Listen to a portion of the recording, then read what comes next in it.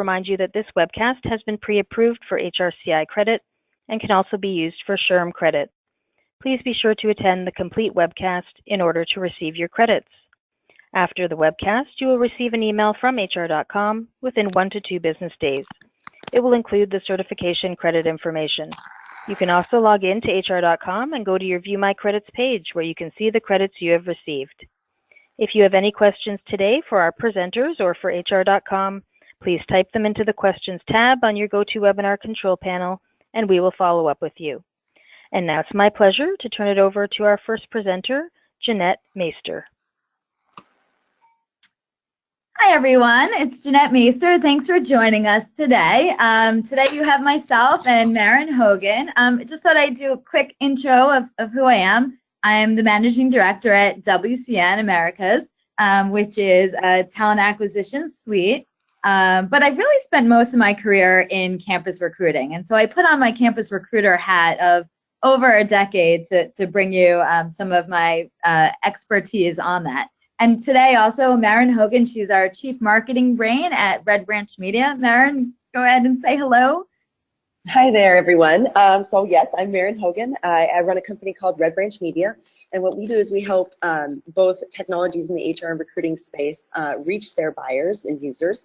And we also help companies recruit better. And that's where the marketing part really comes into recruitment marketing. And so we've had some great success building campus recruiting strategies for companies all over the world. And so we're going to talk a little bit about how to do that in your own company. Great. So we'll walk on to our agenda. We're going to cover 3 areas. 1, campus recruiting trends, talk to you about what we're seeing in the marketplace. Then Maren's going to talk about how to reach millennials and Gen Z. And then I'll walk us through some tech tools for success with campus recruiting. So that's today's agenda. And just a little bit more about WCN, as I had mentioned, we're a talent acquisition suite, and we really focus on accelerating and improving the entire process of finding, attracting, engaging, and accessing and hiring the best talent. And we've been around for decades and really focus on campus recruiting. So Star Conspiracy said this is the college recruiting platform, which we were very proud of. And we also, this year, were awarded a Hot Vendor Award by Aragon Research. And just a little bit more about Red Branch. I think, Maren, you may have covered it all, but if you want to talk little bit more. Yeah, absolutely. We're a full-service B2B marketing agency, as I mentioned before. But what makes us really unique is that we focus on HR and recruiting technology and services. So employer branding is a huge focus for us. Because we deal so much in demographics and buyer personas, it lends itself really well to building out employer brands for companies. So we take that integrated marketing strategy that we put to work for companies or for vendors in the space, and then we've moved it over to help companies attract the right talent to move into the future. Great. So let's get into the meat of today's content and talk about today's campus reality. And what we did was I broke this down into really 4 key trends I'm seeing in campus recruiting today. So the first one, which probably for those who are in campus recruiting on the line, is the war for top campus talent is fierce. It is really, really intense. Right now, what we see going on in the marketplace is organizational demand for new college graduates. It's on the rise, and it's really creating a even more highly competitive college recruiting environment than we've seen certainly in years past. If you take a look at the Graduate Management Admission Council, they found that more than half of employers around the world are expecting their organizations to expand and grow, and that for them, new hiring, especially right out of college, is expected to increase by 15%. So you have a lot more hiring going on at the entry level point. So that's what's happening. The other big thing is baby boomers are retiring. They're going off and relaxing a bit. And so what that means is it's opening up a lot of new career paths for entry level candidates. And we also see that unemployment is decreasing, which is good news. But again, it's all contributing to finding top campus talent. The other interesting thing is going on is that there's also a shortage of skilled workers. So the talent, it's hard to find talent, and then those that have the right skills, it's difficult. And so what that is actually making it where it's really starting to pave the way for apprenticeships. So apprenticeships have always been really big over, certainly in Europe, and it's starting to become a big trend here in the US. It's, in fact, next week is the 3rd annual National Apprenticeship Week across the US. And so what's interesting is about 95% of employers say they're having difficulty finding skilled and available workers. And so there's so many job seekers that, including college graduates, especially, and they're leaving school without any real marketable skills or practical work experience. So for the US to start focusing on apprenticeships, that could really bring us in line with a lot of the lower unemployment levels and strong manufacturing industries that in countries like Germany and Switzerland. And so for those that don't know about apprenticeships, it's around these students, these young, kids, literally that are kids, and they're earning money, and they're learning on and off the job. And so this is really different when we think of, let's say, internships for college students or purely classroom-based education. And typically an apprentice will work at a company. It's typically a 3 to 4 year program, and they'll acquire new skills working really closely with a trained mentor.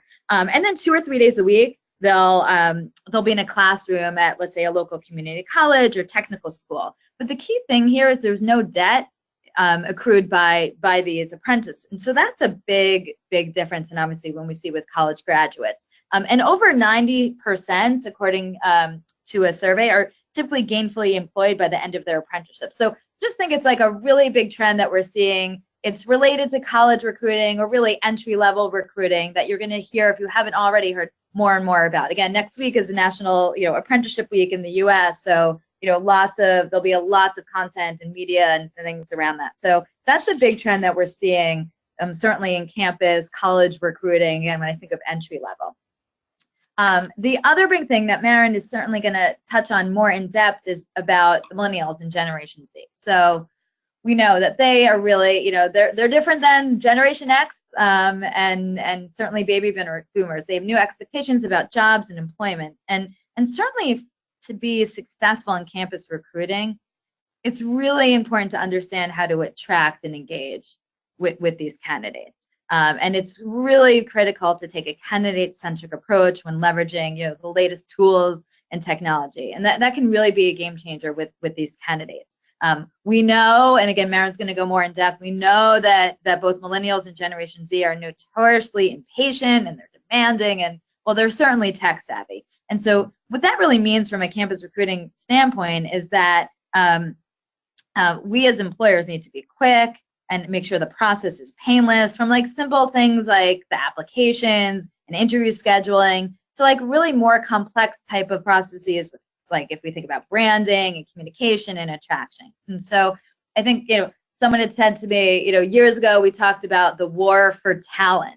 Now with Millennials and Generation Z, it's more about the race for talent. How quickly can you get to them and engage with them? And so that's, again, that's a big, key trend that we certainly see with campus recruiting. And then finally, the last trend is really around technology, which again is not surprising. It provides so many new ways to connect and opportunities versus, in the past. So, these candidates are living and breathing, as we really all are, on our phones and social media. And if we think about machine learning, all of this is provides so many new opportunities. So I'll talk about this a little bit later in today's webinar, but around candidate engagement and events, and certainly machine learning and predictive recruiting scoring and things like that, that can really accelerate hiring and improve candidate quality. So I would say, overall, when we think of trends across, campus recruiting, it's evolving like it hasn't been before. It's evolving to be more streamlined, more flexible, and instant for candidates. And so for your organizations, you need to also evolve to keep up with these candidates, or really risk losing top talent. So that's where we are in the trends. I'm going to turn it over to Maren now to talk about millennials and Gen Z and take a deeper dive into there. So Maren, over to you. Thanks, Jeanette. Well, what's really interesting is I'm a cusper. I was born in 1979, so I'm somewhere between X and millennial. And I think right now we're dealing with, in the employer branding space and campus recruiting space specifically, some confusion about millennials and Gen Z and sort of lumping them all into one category. So I'm going to do a real quick definition for you. Obviously, Gen Z are entering the workforce now, like the millennials. They're pretty confused about when the actual cutoff between the generations is or are, but generally they're born between 95 and 99. And the oldest are in the process of pretty much graduating right now. So the reason that that's important is to make that definition.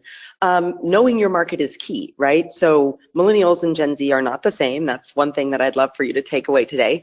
And we need to acknowledge some serious truths about their trends and the stereotypes. So in order to attract these kind of I generation candidates, your branding strategies are going to have to go ahead and change. You're going to have to push your branding via several different channels, and you're going to have to push your branding steadily over long periods of time. And some people feel like that may not be sustainable. You know, over and over, we're hearing that we have to be, you know, as recruiters or HR professionals, we have to be marketers and we have to be branders and we have to be sort of media gurus, and it's really difficult. But one of the things that is important to understand about Gen Z is they're still emerging, right? We're still learning about these digital natives, but they make decisions very quickly. They're highly connected. And we have to figure it out because they're not too young to take seriously. So in the US economy, they make up 25% of the population by 2020, which is just, 2 years away. They'll represent 40% of all consumers. In just 1 year, the first wave of Generation Z will enter the workforce, and that's why we have to develop those strategies for recruiting and retaining them right now. Right? We can't wait until they're there and then muddle about, kind of like we did with the millennials for so long. We're still writing blog posts and doing webinars about how to attract millennials, and we've got this whole another generation coming in. So one of the things that I want to talk about today is what we know about their career fears. One of our partners, Universum, surveyed, I think, over 300,000 students all over the globe, and some of the stuff that they came up with was really fascinating.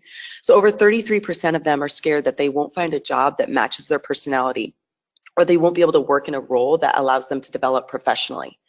65%, shockingly, are pretty optimistic about the future, which if you're in the US, that might be surprising to you because there's been so much political upheaval. 60% do welcome information about how companies offer education to those with no university degree. So I think that speaks directly to what Jeanette was saying about apprenticeships, right? So I think in some cases, trust in the university, the traditional university path, might be eroding a little bit. People are looking at alternative education, whether it's apprenticeships, whether it's coding camps, whether it's trade schools. So that's something to keep in mind as companies build out their training budgets and training planning. Only 38% say college is doing a good job prepping them for the workforce. And this is one that hits pretty close to home because a good chunk of my workforce here at Red Branch Media are millennials or Gen Z. And Gen Z particularly usually come in about halfway through. We have a 2-month internship and say, you know, I'm teaching my class now about, you know, marketing strategy, or I'm teaching my class now about HR process. It's really fascinating to hear them like feel so much more confident with just 1 or 2 months of real world experience versus, you know, years of courses. And finally, over half of Gen Z is interested in starting their own company. So we really see an entrepreneurial bent moving forward with this generation. That might, you know, prompt companies to start thinking about how they could attract them to maybe innovation labs or building out apprenticeships that would allow them to get training and benefit the company, but also allow them to manage their own skills. That's why you see so many benefits like financial wellness and financial education within companies, I believe. It's because of that demand from Gen Z. All right, so let's talk a little bit about what we think about Gen Z. If you want to, you can use your question box to answer this question. What characteristics, and we don't want to get into stereotypes here, but would you say define this generation? I mean, we all have people that are in Gen Z, probably in our lives, nieces, nephews, children, friends. So when you think about Gen Z, what sort of characteristics come to mind for you? I'm going to see if we have any responses to this here. Okay, so bold, fearless, risk takers, entitled, want everything now, self-direction, efficient, carefree, minimalist, that's interesting, fast-paced, want immediate satisfaction. So we see a lot of people saying sort of entitlement. We do see fearless. We see tech-savvy. We also see privileged, crave flexibility and willing to relocate, not as tied to geography. And then right after that, we see not loyal. These are fascinating responses, out of the box thinkers. So we've got this sort of, on one hand, you know, we sort of want them in our workplace because we see innovation, we see out of the box thinking, they're flexible, they're carefree, they're fast, right? They're computer savvy, they can do all of these things, they want to take risks. On the other hand, we're really frustrated because it doesn't seem like they're willing to wait for some of the things maybe our generations had to wait for. They're far less likely to be at your company, let's say 3 years, 5 years down the road. I mean, does anybody even make a 5-year plan for their career anymore in this generation? I really don't think they do. So that's fascinating. Okay, so I really love these answers, and I think that a lot of these are actually true. But when you compare that to some of the stats that we were just discussing, you see that they are more optimistic. I had a quote in a recent article that I wrote, and it was basically Gen Z would more willingly share socks than their workplace. So we there are certain things that we know about this generation that they're just not willing to compromise on. And I think for so long, we all sort of spent time kicking and screaming about what we were or were not going to give to millennials. But it's fascinating to see that, you know, perhaps this is not something that they're going to be willing to bend on. So let's just talk a little bit about a couple of those things. So one of these things that we know, Gen Z is actually attracted to stability. So we know they want to start their own business. They're attracted to stability. So chances are they're not going to be starting that post-grad, right? Benefits like tuition repayment, in-depth training, startup schools, entrepreneurial workshops can all attract Gen Z to your organization. So structuring these benefits over time can help you earn the loyalty of, they're very pragmatic and they're very money conscious. And whoever said that they want variety is correct. Gen Z will have 17 different jobs in their lives, and they'll need to continue to learn new skills and how to use new tools as they progress in their careers, right? So for example, when I started doing design is a small part of my job today, but when I first started, I was doing quite a bit of design. You basically had to learn Adobe. That was it. You had to learn the Adobe suite, and if you knew that, then you were set for life. Today, there are tons of programs that you can use, and everything is for a different type of design, from UX to you know, illustration to animation. There are so many different things that people have to learn today, and so this Generation Z, they're really going to have to focus on getting ahead by learning new tools. And if your company can offer those learning opportunities, you're going to be much more likely to attract these guys. All right, so what else do we know about them? So one of the things that we could do is potentially ditch our degree requirement. A lot of companies are doing it. I'm sure you've heard of many of them: Ernst & Young, Google, Starbucks, Nordstrom. They're all sort of deciding that the degree is not a deal breaker anymore. So you can open yourself up, if you do this, to more open, hungry, talented workers with a bigger sense of loyalty to your company than any sort of MBA student. Not that there's anything wrong with having an MBA. Nearly 62% of them don't feel prepared for the job market even after college. So part of it is, I'm not sure a degree has the cachet it used to. So I know some people, final thing, let's talk a little bit about being flexible. I know you just spent $1 million renovating your fancy open office to make it attractive to collaborative and social millennials. 88% actually of millennials really do claim to prefer a collaborative work environment, but Gen Z doesn't. In fact, they value their independence way more. Simply because Gen Z eschews collaboration doesn't mean that they all do, right? So collaboration may even be more natural to a group of people used to showing their teachers and parents how to use technology and working on group projects. They're far more into face-to-face communication. So if anybody out there has teenagers, you'll know that they do a lot of Snapchatting their face, like they might send 10 Snapchats of their face in 1 minute. It's really interesting because they use FaceTime, they use Google Hangouts, they use Facebook video chat, they use Snapchats to basically talk to one another in not real time, but near real time. So keep that in mind when you're wanting to communicate with Gen Z. So they're independent, they're focused, they're pragmatic, and they're face-to-face inclined. So it might be a good idea to maybe pair Gen Z with a mentor that's in the Gen X, or even the Boomer category. So work flex is definitely going to be a huge thing in attracting this generation. All right. So what would you say, I'm going to open this back up to the crowd here. What would you say is the biggest difference between millennial and I generation, or Gen Z? Let's talk a little bit about what we think those differences are. And again, you can use your chat box to give me some of these answers. I think one is obviously the fact that collaboration is super attractive to millennials, but the I generation wants their privacy, but still more face-to-face. I find that to be really interesting. Openness about their feelings. Diversity is a tool for them. I think that's a really fascinating answer. Gen Z is way more competitive, taught that there are winners and losers, unlike us entitled millennials, right? Equity is important. Professionalism and marketing of company. Yeah, we do see employer brand making a much bigger difference. Okay.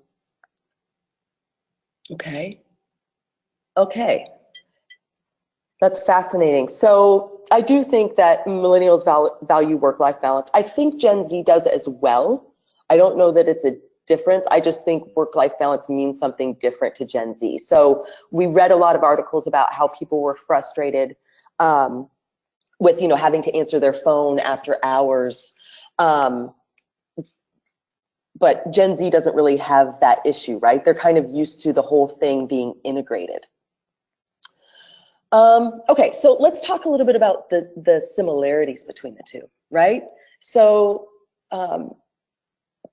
both millennials and Gen Z are impatient, demanding, and tech savvy. So everybody who answered those things is right on the money. But then you can see down here below the factors that differentiate them. And a lot of the answers that came through are very similar, right? Self-centered versus self-aware, idealists versus realists, dependent versus self-reliant.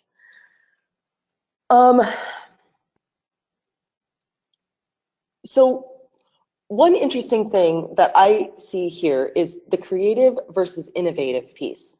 I don't know quite what the difference is. Like maybe millennials are thinking inside the box and they're really creative, and Gen Z is somehow innovative. They're thinking of new things that are completely outside the realm of what we've dealt with. I'm not sure. So one of the questions that I've been asking myself is, basically we have 1 year left to prep for this new generation. They're currently in high school, right? Some of them are in college. What strategies do we see our companies implementing to prepare for this generation, right? What strategies do we see clients implementing to prepare for this generation? Some people are, you see McDonald's, which is not really a super relevant example here, but you see them incorporating Snapchat into their recruiting campaigns, right? You see people incorporating video interviewing for that face-to-face like sort of interaction. We see people shortening the application time and just taking in resumes, based on a bit.ly, or downloading their LinkedIn profile, or not even demanding a LinkedIn profile. We see more innovative recruiting strategies, right? Tell us why you're the perfect person in a video, or we see people recruiting via Instagram. So those are some of the things that we see happening. We also see, as Jeanette sort of alluded earlier, that apprenticeships are growing in popularity, right? People want that experience. So the other thing that's really interesting is we're wondering if the definition of social is changing to accommodate this new generation. And if so, how? So, and feel free to use your question box to answer this as well. But one of the things is, I recently read an article, and it was by Gabrielle. She's a star. She was the young woman in Precious. And she was basically saying, I'm on Instagram, Facebook is for aunties, meaning older women. And so I think we've spent so much time building sort of the Facebook ecosystem and buying into it, that it's going to be difficult to shift over to the Snapchats, the Instagram, and there are social networks that we don't even know about. So I think somebody put in here, Gen Z tends to have older parents than the generations before them. I think that's really accurate, right? Like people were waiting a little bit longer to have children. There was a little bit of a longer, more uncertainty about the future. The Gen Z's parents are older, so they're sort of watching their parents go through like greater financial stability and dealing with relatively sophisticated things, as opposed to millennials who might have had younger parents. So finally, I think another question we need to ask ourselves is, different sizes and industries are going to approach generational recruitment marketing differently, right? So I mentioned McDonald's before, right? They're going to approach, they're going to recruit via Snapchat, which is fine, but that may not work for other companies, right? You may have to approach generational recruiting. Let's see, I have a former food service client, not food service, industrial food. And so they had to actually build curriculum and work with teachers at various universities to make sure that these people were trained and prepped for the kinds of jobs that they were having. And they had to start, 4 years before they even wanted to recruit. So that's going to really impact your succession planning. So we're talking a difference in sophistication versus, actual tactical little things that you can implement sort of on the fly. You also need to make sure that you're focusing on the digital native portion, right? That face-to-face interaction. They're not going to be impressed with your, 25, 45-minute application on Taleo. That's not what they want. They're the first true digital native. So this is a quote that Universum collected. And these are real quotes from real people. And they're the first true digital natives. This person says, I can simultaneously create a document, edit it, post a photo on Instagram, and talk on the phone, all from my iPhone, right? So this is the generation that you're trying to attract, right? We want them because they're fast-paced and tech-savvy, and I would love an intern that could do all of those things at the same time. However, I need to make sure that I'm speaking to who they are and what they want. And Jeanette's going to tell us how to speak to some of those inherent desires that we've been discussing. Jeanette?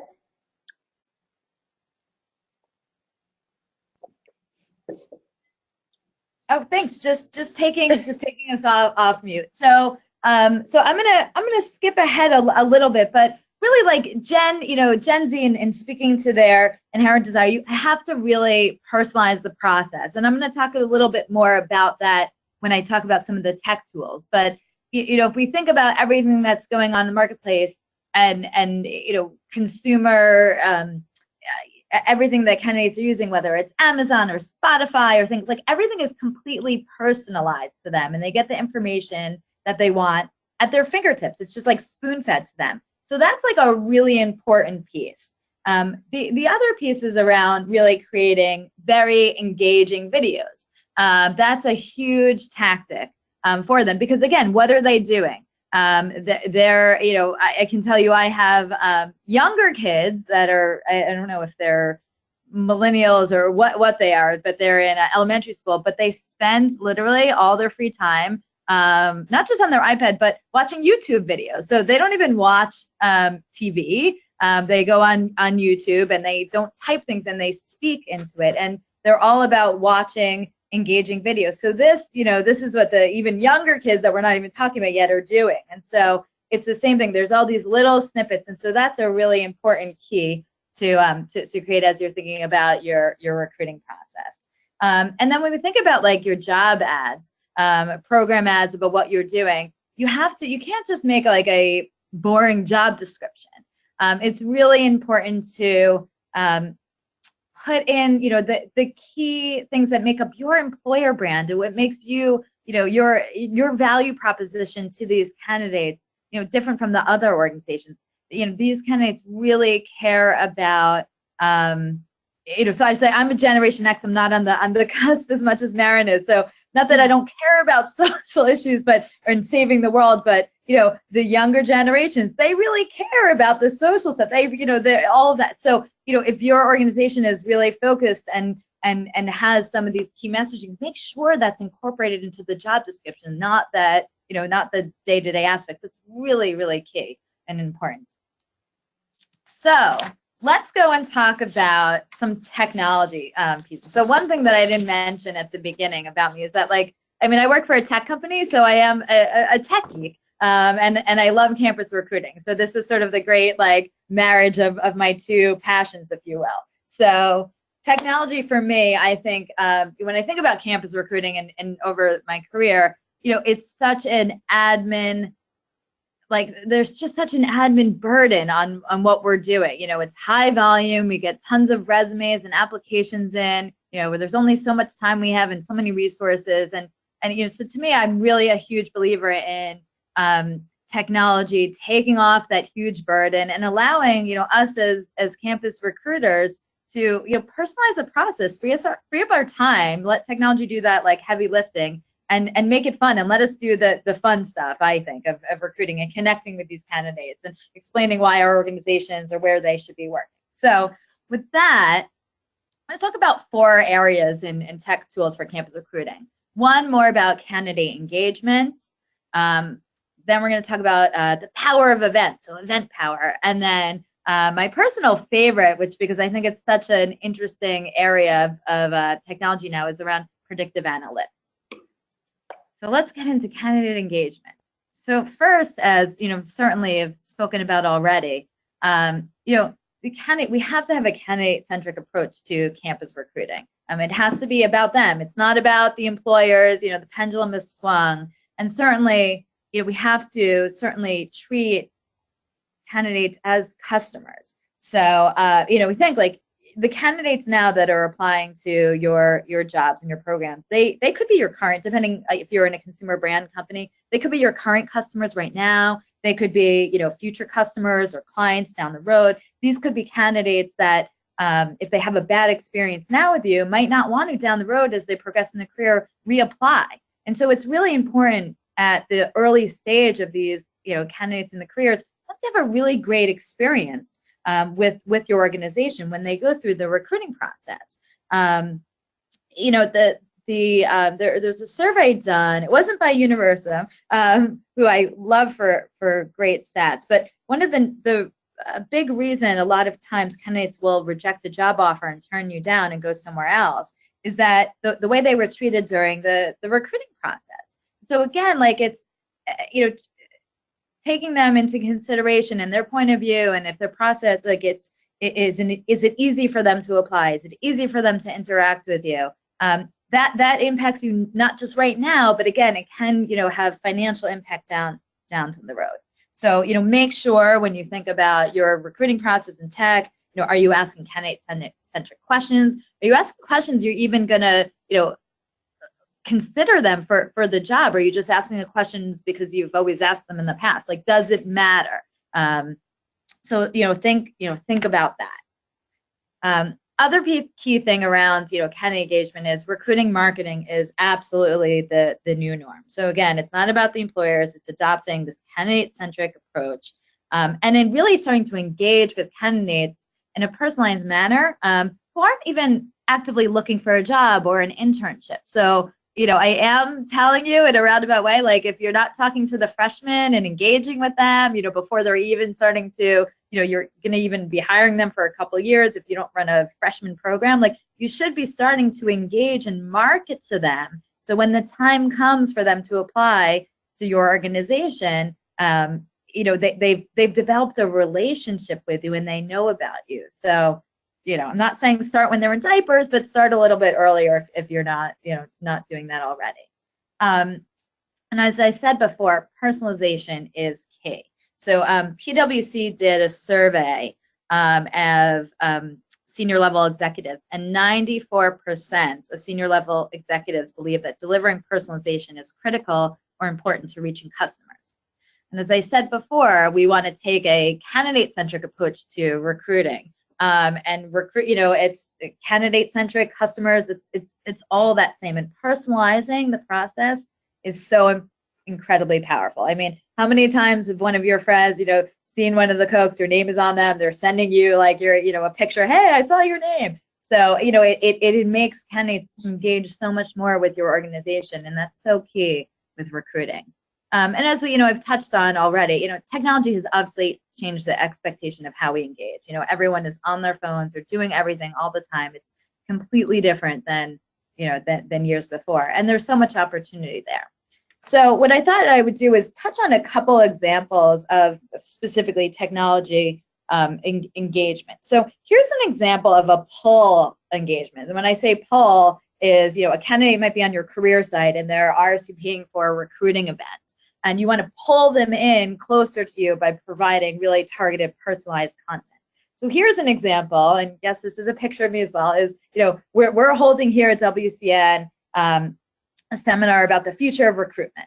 And so we have on the side here different content that can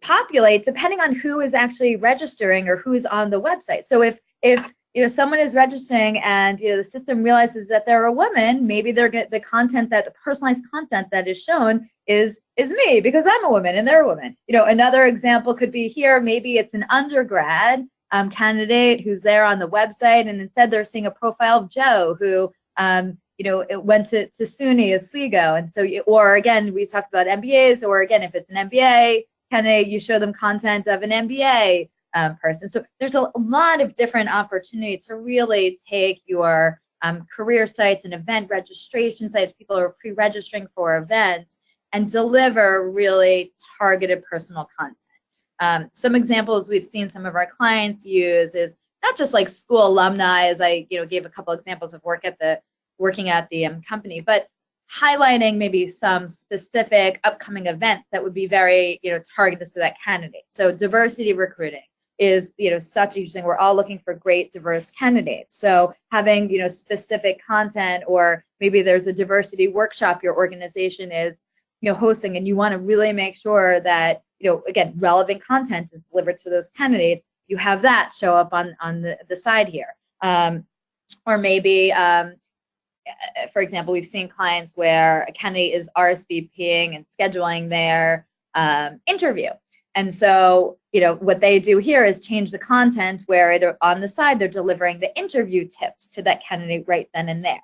Or at the offer stage, they're going online to accept their offer, or they're looking at their offer letter and they're considering it. Having a video from the CEO that says, "Congratulations on receiving your offer. We really hope you join." It's about delivering in that personalized content right then and there. And I think what's interesting is so many of us have this content already on our career sites, but a candidate has to go and dig for it at the right time in their recruiting process.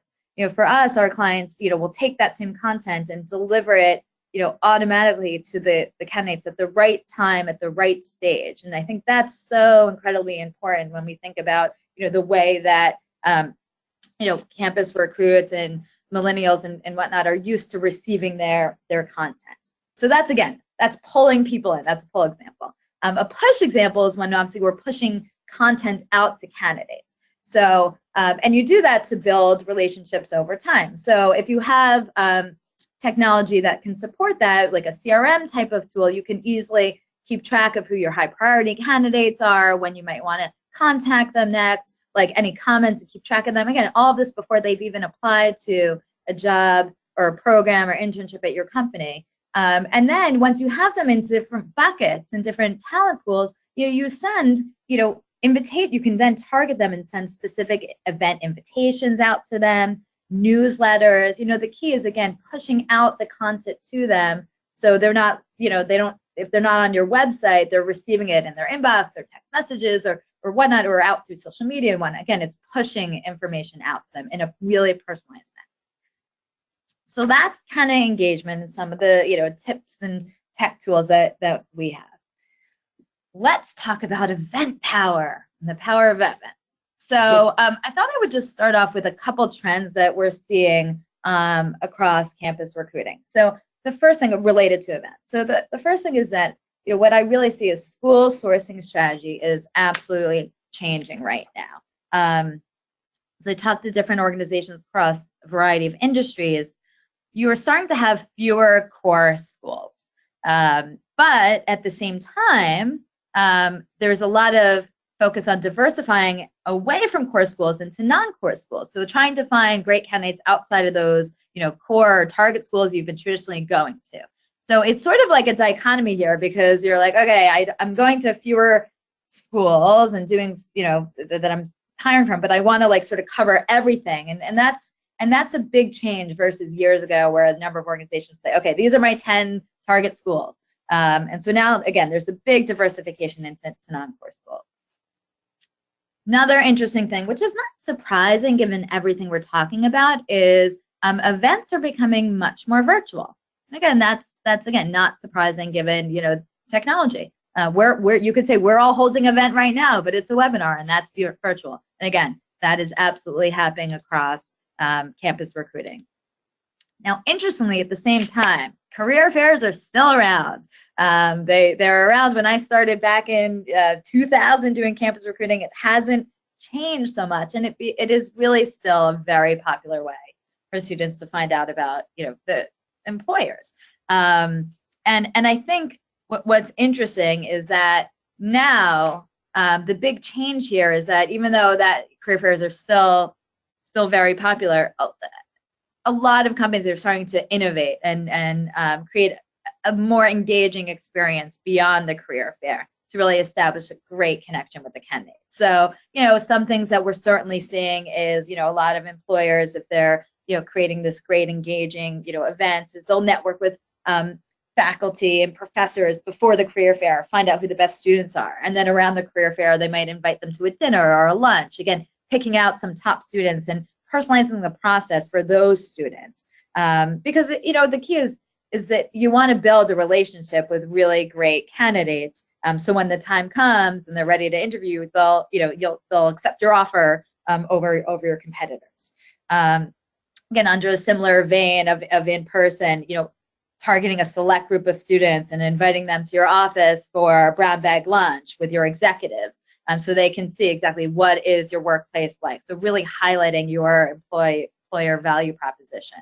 And still, again, this is something that is not going away, but swag. Candidates, obviously, especially at career fairs, they love swag. So got to have the branded giveaways. That certainly hasn't changed. Mugs, frisbees, things that really put your brand out front in front of students. I think one of the most fun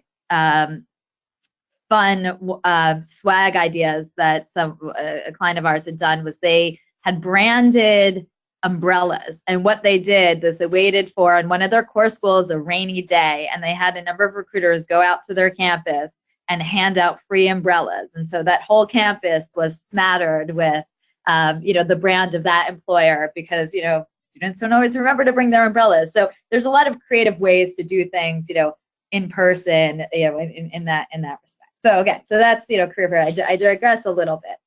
The other trend that we see a lot around events is you're being asked to do more with less. So you have fewer recruiters. We certainly see that the fewer campus recruiters There's less money as well, but you have the same hiring targets as years before. And if anything, your hiring targets are increasing. So puts a lot of pressure on the recruiters. And if I think about campus recruiting events, there's, what's interesting there is there's so many type of events and target audiences. So, there's typical campus recruiting at core schools, but then there's also a lot of focus on veteran hiring for more entry level, diversity recruiting. So lots of different audiences, locations, as we talked about, could be on site, could be off site at your company, virtual. And then there's so many different types of events. Webinars, as we're doing now, interviews, career fairs, info sessions, screening events, sell events, private dinners. I mean, the list goes on. And so this is not a picture of me, but this certainly was a picture of me at certain times when I was a campus recruiter is, you're like, okay, I have less money, less recruiters. How do I make sense of it? Where am I going to spend my time? Where am I going to spend my money? How do I make better decisions? How do I know? How can I really harness the power of events? So, we jokingly say, you sort of have two solutions. One is like, okay, hire more recruiters, but that's not always an option, especially if you have less money and resources. So, I'm a little biased here, but, the future, obviously, as I said, is technology. So, to me, I think there's a huge piece where you can scale and make better decisions if you use technology. And so, if I think about technology, you can, reduce the registration time and get rid of paper resumes at career fairs. I mean, how many people are lugging home, suitcases of resumes at career fairs? And it creates a better candidate experience as well. So, a lot of our clients use our technology to register candidates and actually on their own phone. So candidate comes up, puts in a link or a QR code, and fills out right then and there, checks in. And adds their resume. And if they have their paper, they can take a picture of it. If they have it on their phone already with Google Docs or any of the other, it's on their phone, they can just upload it. And by doing that, there's no more paper. Recruiters then, if they have the candidates in the system, can put feedback directly in. And what we have at WCN is recruiters can thumbs up or thumbs down candidates as they're starting to meet them, or put in comments or review other people's comments on the candidates, and just see what's happening, how many people have registered, if they've pre-registered or they've attended. And so that really helps. Again, I said earlier, get rid of the administrative burden, let technology help with that. That really, really helps. I think another cool thing that technology can do when we think about events is highlight must-meet candidates. So, again, we have where when a candidate checks in, a recruiter can look at the list and see, is this a must-meet candidate? Is Cheryl the must-meet that is that someone that I want to really make sure to spend a lot of time with? Or, if they're, again, a fantastic candidate, if I have people from my organization, maybe from that role that the candidate's interested in, make sure they get connected right then and there at the event you're having. So again, the key is having that information at your fingertips to really personalize that process, in particular for candidates that your organization believes is a really great fit for your organization and certain recruiting programs that you're sourcing for. And then, when I think about events, tearing my hair out around, high volume interview days or sell days when you may be bringing in a number of candidates for interviews. And so, having the ability to have, if you're doing a welcome session and then have a candidate interview with, 3 different interviewers and rotate them around during the day. And, I know a lot of times that happens certainly with, campus recruiting. It's these high volume interview days. So, it's really key, and just let the system be that assistant to just rotate those candidates through. When the candidate schedules themselves for an interview, technology can just do all of that. So in the end, if you have the candidates in the tech in your system, it can then help to inform your strategy. So I think what's really, really key here is that if you know how many candidates attended a certain event that you held, and how many then received an offer, or even made it to first round or even applied, then as a recruiter, was that event powerful? Was that event a good use of my time and dollars? And that helps you make sense of it all. So here you could have, you start to know, okay, this event I held, I had, I don't know, only 3 people attended, or maybe that's 300 people attended. And you know what? We didn't get anyone who accepted an offer or even applied. So maybe this isn't a great event for us, and let's like pull out. And so it was interesting. We have a client that actually, based on this information, cut a third of their recruiting events automatically because they had this information at their fingertips. And then, repurpose that money for, lots of other more higher value add activities. So that's my pitch for, harnessing the power of events, if you will. So I know we have just about 10 minutes left, and I want to spend a few minutes on talking about predictive analytics. So I'm going to open up a poll. So I'm curious for those on those, have you, does anyone even know what predictive analytics is, and have you adopted predictive analytics or machine learning for any hire decisions? So everyone goes ahead and lets me know if you're like, what are you talking about? I don't even know what that is. That's okay if you're beginning to use, or do you have established use? So interesting. It looks like the vast majority of you guys are like, what are you talking about, Jeanette? So, which is great. Okay, I'm going to shut the poll down, or actually, Kathy, if you could shut this down. Thank you. Okay, so 59% of you are like, what are you talking about? 31%, which is interesting, are just beginning to use, and 10% has established use. So this, again, it's a very early stage of predictive analytics. So this is great. So I'm going to talk to you a little bit about, what is predictive analytics? So for those who are like, what are you talking about? Predictive analytics is an area of statistics that deals with extracting information from data and using it to predict trends. So let me bring that to life, because you still might be like, well, okay, I don't get it. Last year in Harvard Business Review, there was this great quote that I thought we'd just kick it off with, is that studies have shown that while humans can provide useful input, algorithms do better in the role of final decision maker. So let's push this a little bit further. And let's take Amazon as an example.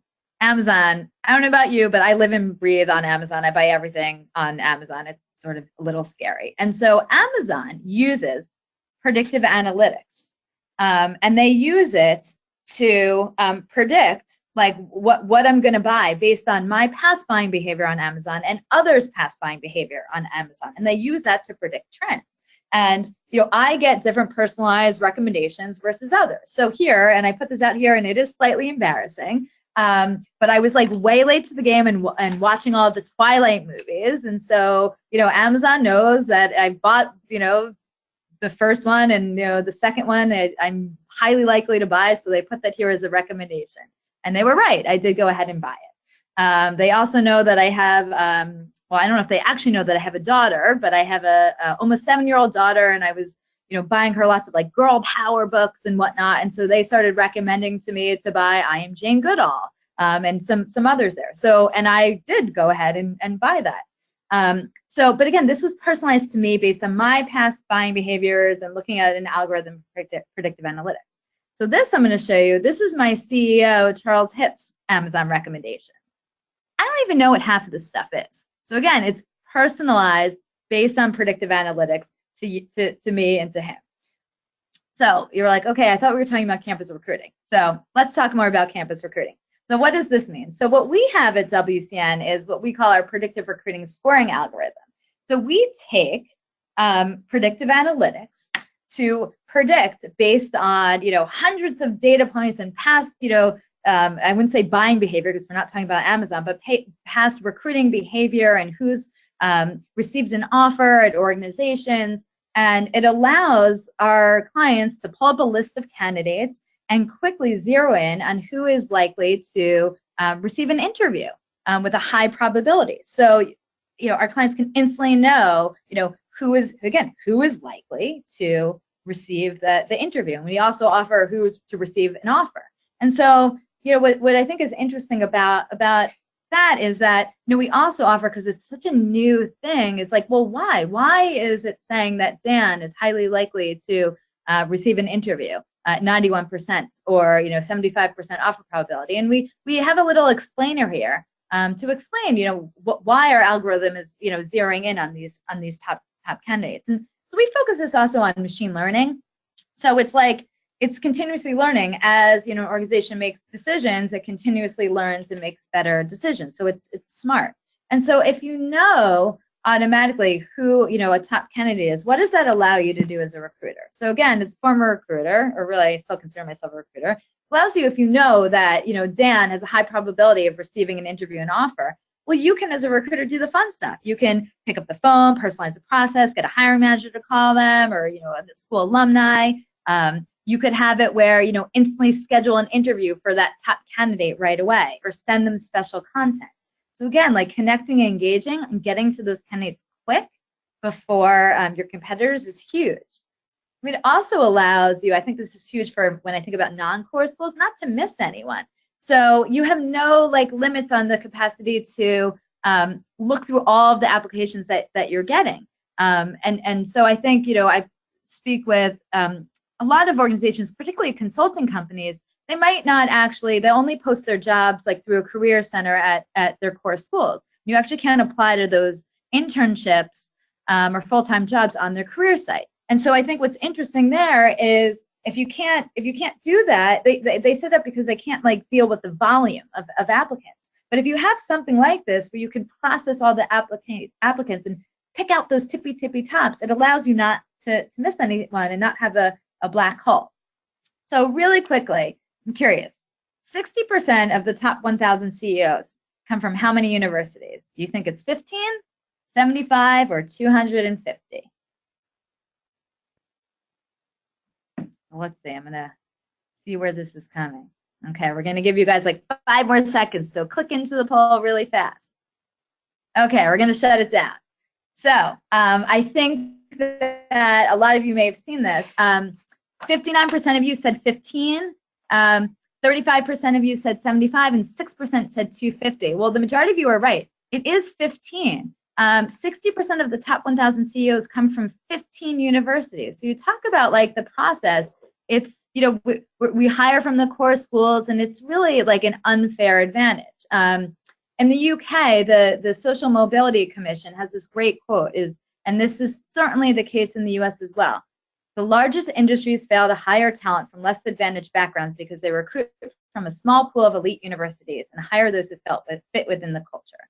And that, it's a crazy quote. It is absolutely true in the US, and we see this 15 universities for the top CEOs. And so I think the last thing I will leave you with is, predictive analytics really allows you to reduce bias and enhance diversity, not just from a non-core versus core school, or but also you can pull out any sort of adverse impact of your current selection process. So for us, we'd be able to pull that out. And so I'll leave you this with a great quote from someone who said, machines don't discriminate, people do, whether we do it on purpose or an unconscious bias. And so an algorithm can make certainly better decisions than at times than others. So I'm just going to flip through because we're almost out of time. But I think just the last piece I'll leave you with is if we think about now, not to be morbid, but if there's a plane crash, God forbid, the first thing that's asked is, did the pilot override the system? The system being the computer, being the algorithm. And so we're not there now, but will we be down in the future where somewhere in a court, what? You let a human make a decision for hiring someone or a recruiter and whatnot. And so we're not there, but I think at some point we will be. And that's, just a quick dip into the power of predictive analytics when we think about campus recruiting. So with that, we really appreciate everyone joining us today. Maren, thank you so much for joining us and telling us all about the trends with millennials and whatnot. It was fantastic. And I hope everyone enjoys the rest of their day. Feel free to reach out to us if you have any questions or follow-ups. We are here. And happy Thursday, everyone. Thank you. Well, thank you so much to Jeanette Maister and Maren Hogan for presenting this very informative webcast today. Thank you to WCN for sponsoring this webcast. Just a few reminders for the attendees. If you would like to view this webcast again, the archive recording will be available on hr.com for up to 7 days. and the slides are also available to download. Your webcast credits are stored in your HR.com account. Watch for your email to arrive within 1 to 2 business days. It will contain the certification credit information. Your feedback is important to us. Please take a moment and fill out the exit survey that will appear on your screen. This concludes our webcast. Enjoy the rest of your day.